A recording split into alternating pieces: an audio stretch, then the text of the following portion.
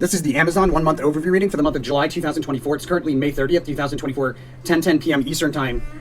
Amazon at the time of this reading is $179.32. That's USD.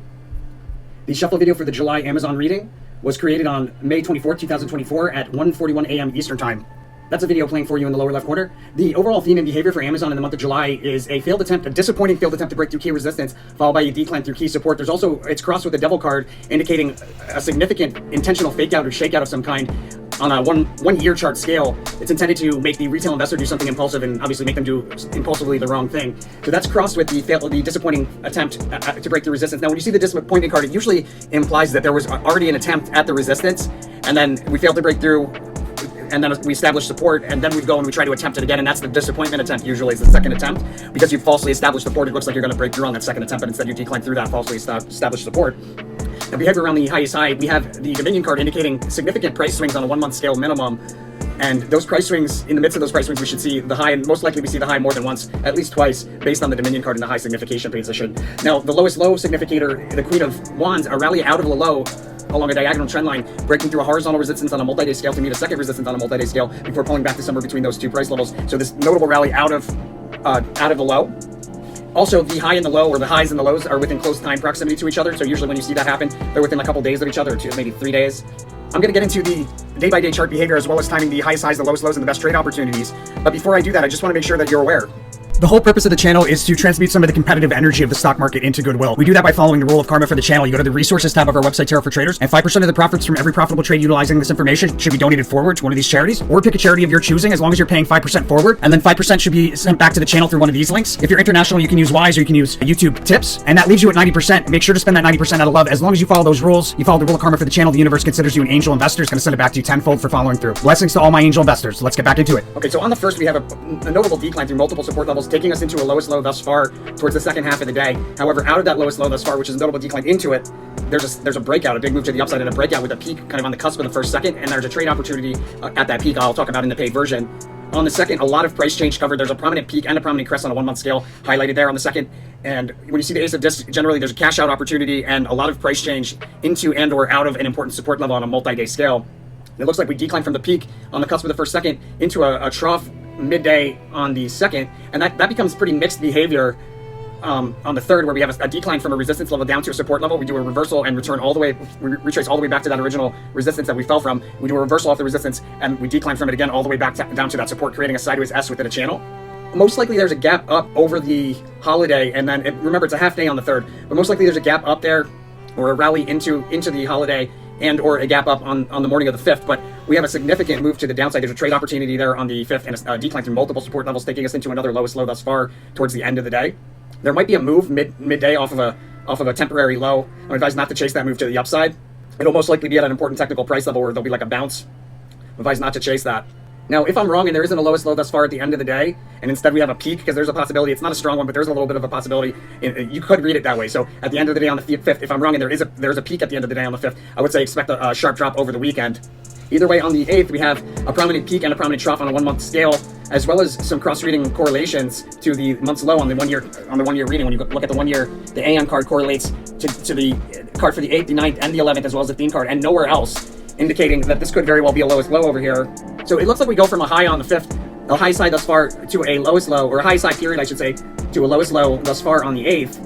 And there's also right there on the 8th, there's a failed attempt to break through key resistance. So it may be that we have a failed attempt there around the 3rd or the 5th to break the resistance, and we decline off of that, come back to a support level, and make another attempt at that resistance on the 8th. And it looks like we're going to break through because we falsely established support, but instead we turn around and we decline pretty sharply from a prominent peak on the 8th into a prominent trough on the 8th. Decline continues into the 9th, offering trade opportunity. There's another failed attempt on the 9th to break through key resistance, another disappointing fail. So it'll be to break through key resistance we've already failed to break through, most likely the same resistance that we had from the 8th or the 3rd, 5th. That failed attempt turns into a intentional fake out, shakeout of some kind on the 10th. The Ace of Swords indicating a lot of price change there. We may see another high.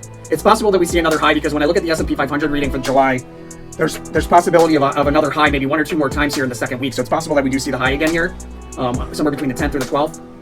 The Ace of Swords often a top E card as well, and there's a cross-rating congruency there. But either way, the Ace of Swords indicates that from a key resistance level, we decline pretty notably. There's trade opportunity in that because we then return back to that resistance level in the not-too-distant future. So indicating opportunity to trade in both directions around that resistance level, which I'll talk about in more detail in the paid version. Really, the Ace of Swords is often a very good trade opportunity. Now, on the 11th, out of that peak, or excuse me, out of that prominent trough that we have on a 1-month scale there on the 10th, we have a rally taking us out of the trough into the 11th along a diagonal trend line, but it ends with a fast move higher and a breakdown through that diagonal trend line with increasing volatility on the way down. On the 12th, another prominent move higher. Yeah, so somewhere here around the 8th, 9th, the 5th, 8th, 9th, most likely a lowest low this far, and it'll hold as a lowest low thus far for most of the month. And like I said, we probably see the highest high again somewhere between the 10th and the 12th with like a failed attempt, probably the 10th, but there's possibility on the 12th as well. Either way, that prominent move into a peak at the end of the day on the 12th is followed by a retracement over the weekend, so we likely open lower on the 15th. Yeah, so we opened lower on the 15th, but there's a notable move on a multi-day scale to the upside, reaching for distant resistance there and a trade opportunity. Matter of fact, before we go any further, let's take a look and see how we did for May. All right, so we did pretty solid on the highest highs. Looks like we were a bit off on the lowest lows. I missed, this was the lowest low right here, and I missed it. It was so far away from the cards, difficult to read, but you can see right here on the 1st, we have a lowest low for the month. I just didn't read it, so that's my bad. We go from a highest high to a lowest low, back to a highest high thus far on the 3rd. You can see there's a highest high there. Off on those lows. 8th, 9th, we have another highest high there on the 9th. On the 14th, we have another highest high on the 16th, 17th. We have another one, 16th, 17th. And then we have a highest of the highs there on the, I have it on the 22nd or 23rd. It's like the 22nd and maybe the 23rd, 24th. And we can see 22nd, highest high for the month, 23rd, right there, boom. And then we go into significant lows. There was a sharp drop there on the 22nd. So from this peak on the 22nd, look at that big move to the downside. That's a unicursal hexagram drop. Looks like there was a pretty notable rally off of the lows there on the 24th. And we go into, it's not a lowest low here per se. So yeah, like I said, we were off on the lowest, where the lowest lows were. We read those wrong, unfortunately. But as far as the highest highs, we nailed those guys really well. So with the trades, so in the midst of the decline on the 3rd, one could have opened up a long position and held that long position either until the 2nd, or more likely they would have followed it guidance to hold it until the 3rd. And that would have been a pretty solid trade right there. Talking about a difference of like $12, $13, something like that. That was a solid trade. On the 7th, in the midst of erratic behavior, we revisited Crest as a past opportunity. You could have opened up a short there and closed the short the next day in the morning. That would have worked out. Day trade on the 10th. Looks like the day trade would have been tough, but if you got in the midst of that sharp drop indicated by the dragon, you could have held opened up a long position. You could have closed it for a day trade at some point there on the 10th, or it would have made sense to hold it until the 14th, 15th. 14th would have been a gain. 15th, which is that ace of discs, which is often a cash out opportunity, would have been a solid gain. If you held it until the double X on the 16th, 17th, remember I would have said if you have higher risk tolerance, hold it until here. That would have also been a solid gain. On the 22nd, I would have advised, well, on the 21st, I would have advised to open up a partial short. On the 22nd, I would have added to that short, and I probably would have exited on the 22nd for a gain, for a profit. But if I did hold it overnight, it would have been a really notable drop, although I didn't advise that. So either way, it would have been there's a pretty solid drop there. It would have been a good gain. And then on the 28th, we revisit a support level with some sideways rotation. Yeah, so like tomorrow, you could have entered into a short position here, or you could have held a short position from the 22nd, but you'd want to close out of short positions there on the 31st. Overall, not my best reading, but it's pretty solid, guys. I mean, most of those trades are really accurate, even though we were off on the lows. It wasn't that we were like dead wrong. They were still significant troughs. They just ended up being lowest lows. And that's why I always tell you guys, don't trade SO meta-analysis using price levels as entry and exit. Use timing of highs and lows and chart behavior, and that will keep you safe from doing things like waiting for a price level that's never going to show. If you're interested in the paid version, it's a really great way to support the channel. You're getting information in the paid version that you won't find anywhere else in the world. This is super undervalued information. Literally, only place you can find it is at Tarot for Traders and the Investor Profit. What you're getting is the timing of the best trades, what type of trades to make, also what type of chart behavior to look for as far as entry and exit into and out of those trades. You get any trades from a multi-month and a multi-year standpoint, and then any price level information that we're able to extrapolate. This is super valuable information. People with the paid version are making money. So the way that you get the paid version, you go to our website, Tarot for Traders, you hover over our services, click on SO Meta Posts, and then you want to scroll down to monthly subscription, click here to order. You can subscribe to any one of these individual crypto or ticker symbols for $2.49 a month, or you can get the all paid version, which gives you access to all of these crypto and ticker symbols for $4.99 a month. Not to mention, you are also getting any one-offs, any custom monthlies that people order for that month, and any monthlies that I do that are relevant to that part of the year. So there's going to be different monthlies coming out month to month, and you would have access to all of those paid versions through the all paid version. The most popular way to support the channel, and not to mention, it's a really great way to get my attention. So thank you to everybody that goes ahead and does that, and let's get back into it. All right, so here on the 15th, big move out of a lower open on that Monday, a big move to the upside reaching for distant resistance, and then we end up bumping along resistance sideways. We might break through, bump along another resistance sideways. On the 16th, that rally continues. However, it does turn over. There's a day trade opportunity on the 16th. I'll talk about it in more detail in the paid version. And it looks like we declined to revisit, at some point after a rally earlier in the day on the 16th, we declined to revisit a support level on a multi-day scale that was recently a past opportunity. We do sideways fluidity, equal amounts of bulls and bears inflow and outflow on the 17th. There's a notable fake out. This is probably where the main fake out for the month, that devil crossing card there, the main fake out for the month is here towards the end of the week, end of the third week here between the 17th and the 19th. Fake out on the 17th.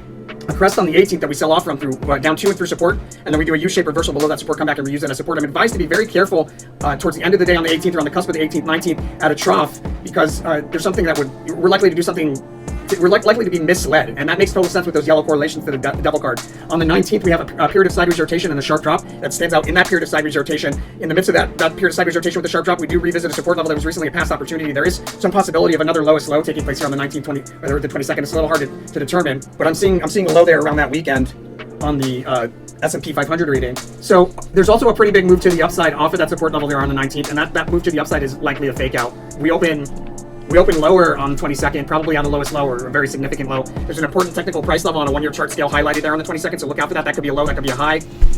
Either that or it's just an important price level and we're going to utilize it later on in like a future reading. So it's important to mark off science price levels. And then there's a speaker at a peak on the cusp of the 22nd, 23rd. There's a speaker, what they're speaking on should not be relied upon or trusted, and there's a trough in the earlier part of the day on the 23rd with a trade opportunity, out of which there's a notable breakout on a multi-day scale, taking us to an important price level on the 24th that we break through momentarily at least once. There's multiple failed attempts to break through key resistance on the 24th, but it's an important price level there, and we break through it at least momentarily. And then on the 25th, there is another trough in the early part of the day. We revisit a support level there that we recently met once before, and this is on a multi-day scale. I'm advised to be cautious, most likely some sideways rotation or some sort of tricky chart behavior there on the 25th, and then on the 26th, we likely have a higher price level for the 26th high than we did for the 25th. We break through a resistance level on a multi-day scale, momentarily stay above it, and briefly break back down through it through that same price level shortly thereafter with a full retracement, making like a capital A in the English language type of pattern, if that price level was the horizontal line.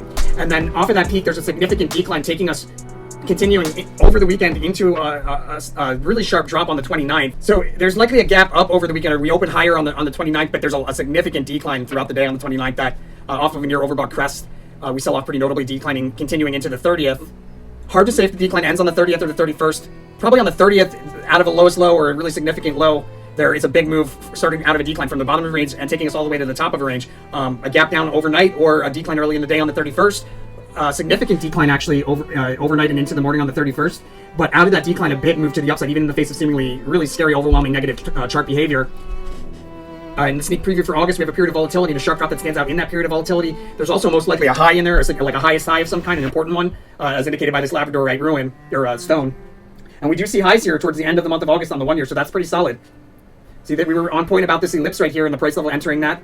That's Amazon for July 2024. Let me know what you think by hitting that like button. As always, make sure to follow that Rule of Karma. You know where to go, you know what to do. And if you don't, my friends, make sure to go to our channel homepage, Tarot for Traders, and watch the video on the homepage on YouTube because it explains the Rule of Karma. Don't be one of those fools that thinks they're going to come on here and just use this information for free and not help anybody else but themselves, because I promise you, you will be disappointed. This stuff only works for those people that follow the Rule of Karma. Believe me or not. The people that believe me and follow through on the Rule of Karma, they know for a fact you can make a lot of money doing this. So with that said, stay tuned if you got the paid version. Blessings to all my angel investors. I'll see you angels on the Discord channel, free for angel investors. I'll see everybody else on the next one. Blessings.